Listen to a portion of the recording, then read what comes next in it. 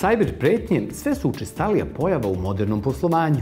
Od kada je svet pogodila pandemija koronavirusa, broj cyber napada je u porastu, a samim tim i biznisi su više ugroženi. Zato je kompanija A1 Srbija predstavila Offensity, rešenje za nadzor bezbednosti na internetu. Ovo napredno rešenje razvijeno je u okviru A1 Digital tima koji postoji u okviru A1 Telekom Austrija grupe, a korisniku pruža prikaz potencijalnih ranjivosti poslovne IT infrastrukture.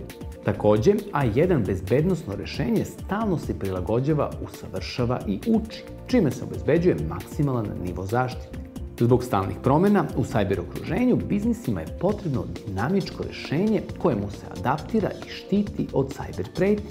Offensity predstavlja upravo ovakvo rešenje. Bazirano je na cloud tehnologiji, a pomoći će kompanijama da izvrše digitalnu transformaciju poslovanja.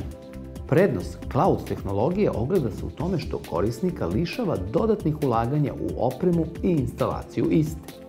Otkrivanje potencijalnih slabosti infrastrukture, odličan pregled podataka, obaveštavanje o bezbednostim rupama i pojedinačna zaštita od materijalnih gubitaka, sve je to deo Offensity rešenja.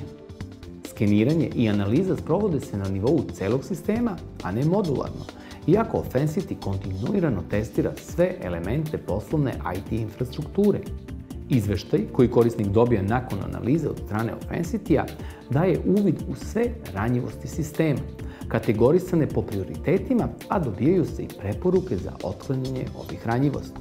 Ovo novo rešenje biće dostupno svim poslovnim korisnicima A1 Srbija mreže.